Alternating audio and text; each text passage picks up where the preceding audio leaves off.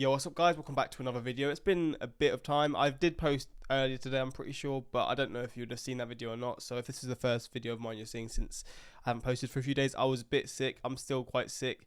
So if I'm sniffling and like coughing through the video, I do apologise. I'll try and cover it up and turn and all that stuff, but yeah, I apologise for that. But yeah, we're going to get into this video and see 5 crazy inventions of war. This is quite a recent post from the Not What You Think channel, who, yeah, I mean, this channel recently has become the most my most reacted to channel. I don't know how to say it, but yeah, I've been enjoying the content from this channel and learning and all these things. But yeah, if you want more videos from this channel or other channels similar, let me know in the comments what you'd want to see, because yeah, these videos are fun. It's topics that I don't have a clue about, so I am like learning about these things for the first time, and yeah, it's a lot more interesting than I would have guessed before I started reacting to this stuff. But yeah, we're going to jump into this, hopefully going to enjoy.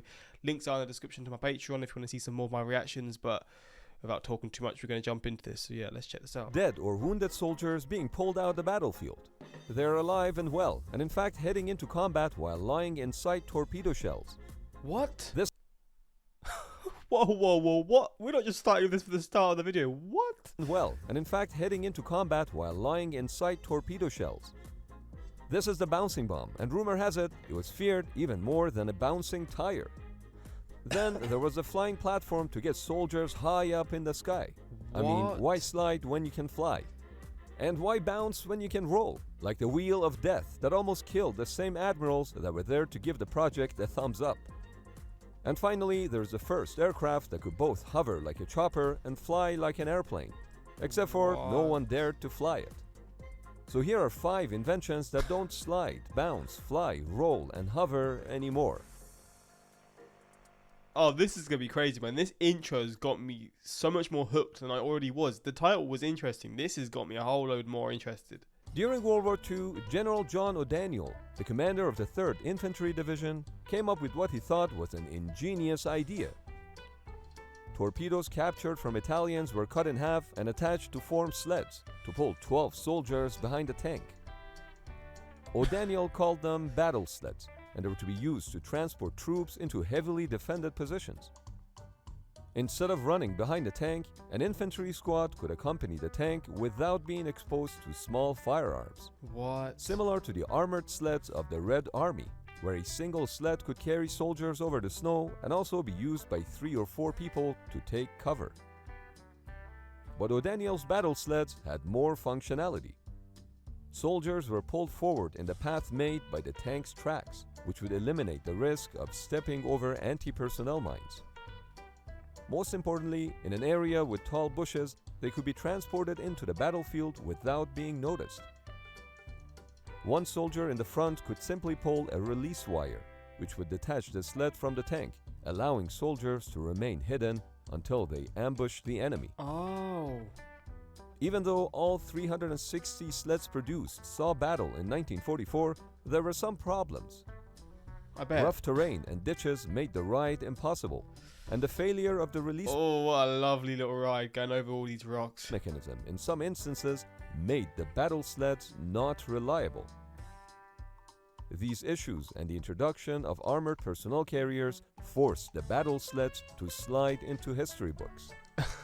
But why drag soldiers inside sleds on the ground when you could make them fly? So this is In the the next early one. 19 See, now for this one, I'm assuming something's attached to it, right? Some sort of invisible string, or not string, that would be very strong. Some invisible rope or cable or something. 50s, the US Army was looking to develop a flying machine to be used as a reconnaissance platform, where soldiers could quickly rise up for observation and even to shoot at the enemy. But there was a problem. At the time, the US Army didn't have the required government permits to run its own aviation development programs. So the project was overseen by the US Navy's Office of Naval Research. And this is why some prototypes were marked as US Navy and some as US Army. With funding from the Army, the Hiller Aircraft Company developed VZ-1 Pani, which first flew in 1954. The platform's innovation was the ducts surrounding its counter-rotating propellers. The air drawn over the rim of the duct provided 40% of the aircraft. It actually is hovering. This is so weird. I mean, I've never heard of this in my life. I've never seen this in my life, but that's so wild. Like, what the hell? Thrust, with the remaining 60% created by the propellers inside. The steering was also revolutionary. The pilot could simply It's lean fun. to one side or the other in order to move the platform in that direction. But after evaluations, the US Army considered the platform to be impractical as a combat vehicle. It had limited I mean, there's no protection, so that's definitely a start. speed and could only fly with help from ground effect, which meant it could only fly so high. I think it was also a certified death trap. Easy targets for the enemy, since both the Yeah. platform and the pilot were quite vulnerable to be shot at. But the VZ-1 wasn't the only vertical takeoff and landing craft with counter-rotating propellers that the US Navy was involved in. So, Before the next invention of short takeoff and vertical takeoff aircraft, like F-35s and Harriers, the US Navy was interested in a propeller-driven fighter aircraft that could be launched from a small warship.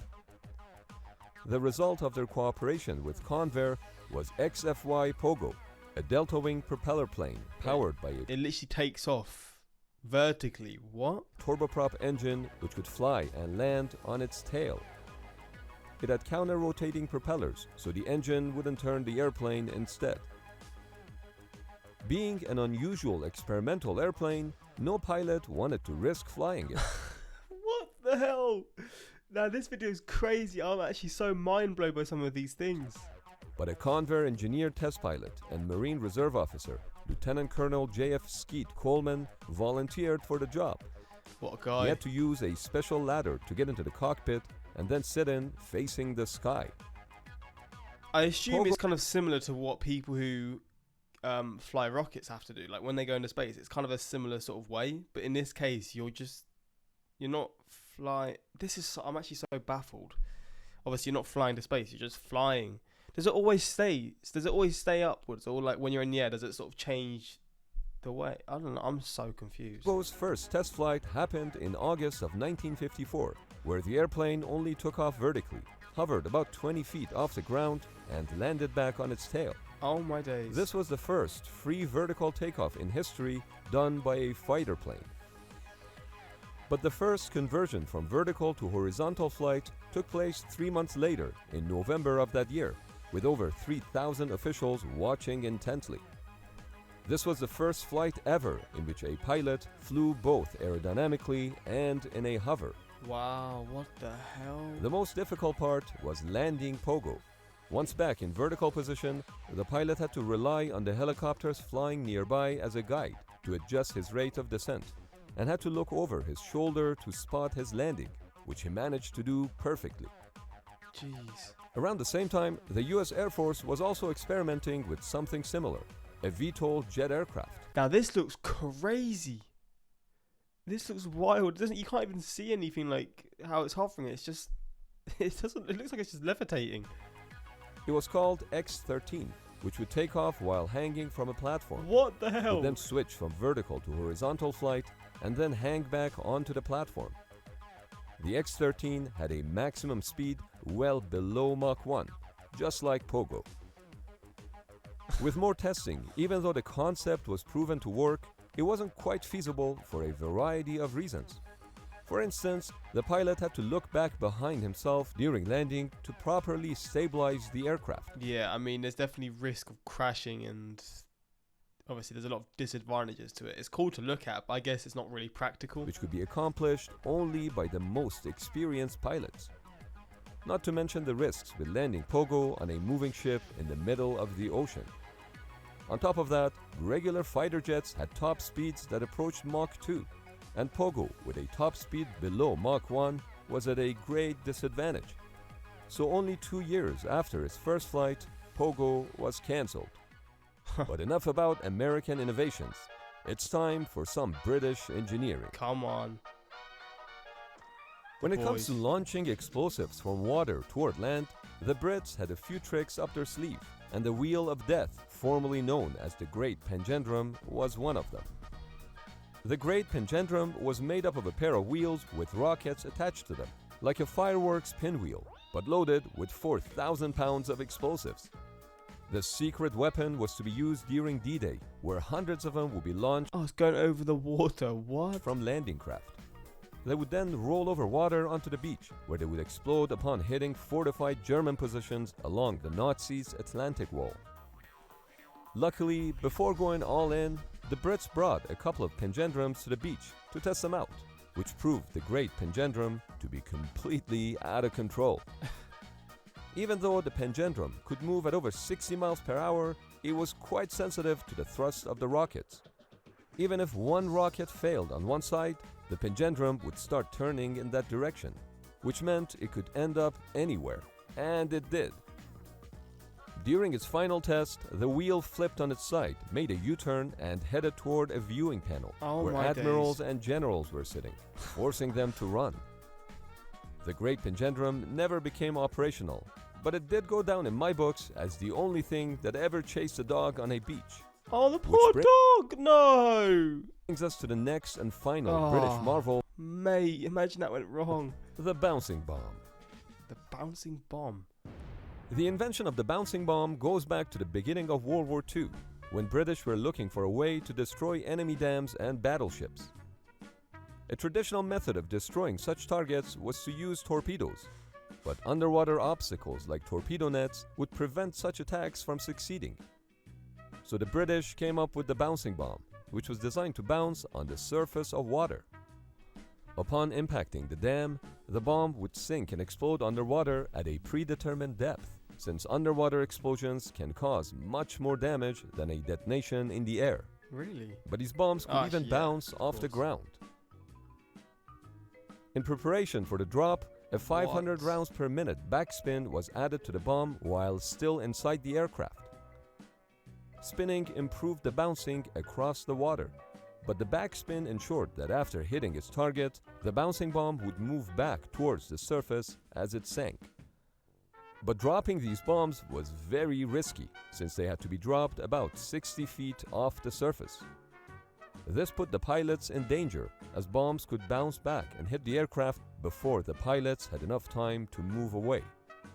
That's so weird. During Operation Chastise in 1943, the Royal Air Force used bouncing bombs to destroy 2 German dams and damage many more, which caused widespread flooding that killed 600 Germans and over 1,000 Soviets who were being used as forced laborers. What? Out of the 19 Royal Air Force aircraft that were involved in the attacks, only 11 made it back, meaning that 53 of the 133 aircrew were killed, a casualty rate of almost 40%. None of these inventions are in use today, but if you think any of these or any other old prototypes can be adapted to today's warfare, we would love to hear your comments. What the fuck? I mean, this was so interesting to watch. This is completely different to what I've seen before, but I loved it. It's so interesting to see things that they tested out before, you know, because obviously if you didn't test these out, maybe these things would have been tested out now. And even in the current day that we're in, I'm assuming there's inventions or creations that have been tested out and it's turned out to be not a very good invention, but you got to test things out to sort of learn. That's how you advance, right? But this was fun, man. This was very fun. Perhaps the best invention is the one we made along the way. Don't know what you mean by that, but yeah, hopefully you enjoyed this reaction. And yeah, if you want more reactions to this channel, let me know in the comments and I'll be sure to do so. And yeah, until next time, like, subscribe, and peace.